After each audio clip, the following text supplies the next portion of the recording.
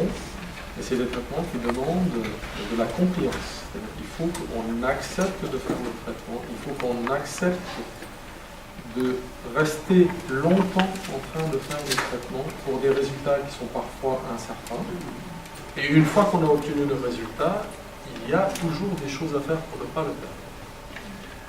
Donc ce qu'on fait là, ce travail-là, qui j'espère va aboutir assez vite, c'est produire des fiches avec les avantages et les inconvénients de chaque traitement, et au moment de la consultation des données, ça on n'en parlait pas trop, hein, parce que ça c'est un truc qui doit être publié. Donc il ne faut pas en parler tant que ce n'est pas publié.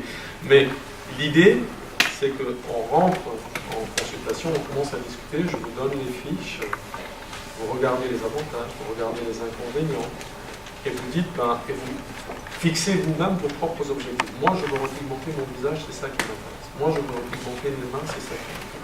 Et une fois que vous avez fixé les objectifs, on choisit dans ce domaine.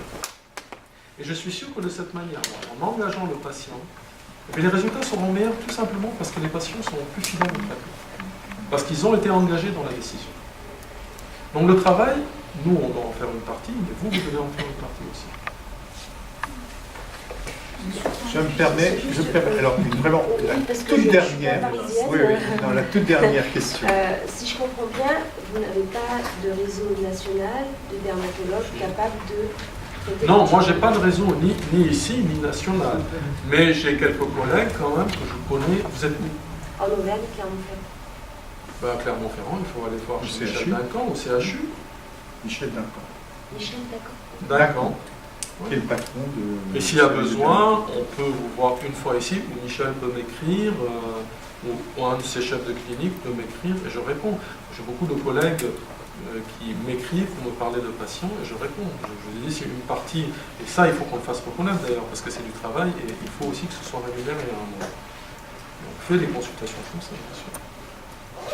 Alors, le temps est imparti et déjà dépassé. Donc, je tiens peut-être à rappeler un certain nombre de points qui ont été abordés et qui sont véritablement importants de rappeler par rapport à la confiance dans la relation médecin-patient. Sur les aspects de prise en charge du vitiligo, le thème qui a été abordé, qui est la formation médicale continue, permettre au travers de formation médicale continue, basée, en tout cas orientée vitiligo, avoir une meilleure prise en charge, parce qu'il y aura connaissance à la fois des traitements, du type de protocole et des, quelque part, précautions complémentaires à prendre.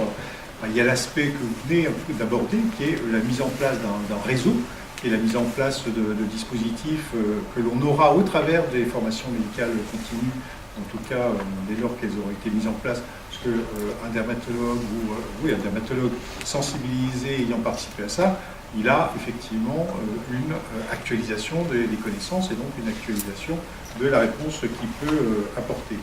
Et complémentairement, ce qui était dit, dans le renforcement de la confiance, parce que vous précisiez, vous mentionniez concernant la décision médicale qui va vous être appliquée avec un certain nombre de préconisations, ou en tout cas de recommandations, et ça c'est les guidelines qui doivent les apporter sur le fait que quand quelqu'un est atteint d'un vitiligo, qu'il y ait des bilans et en fonction des différents steps, différents niveaux de bilan.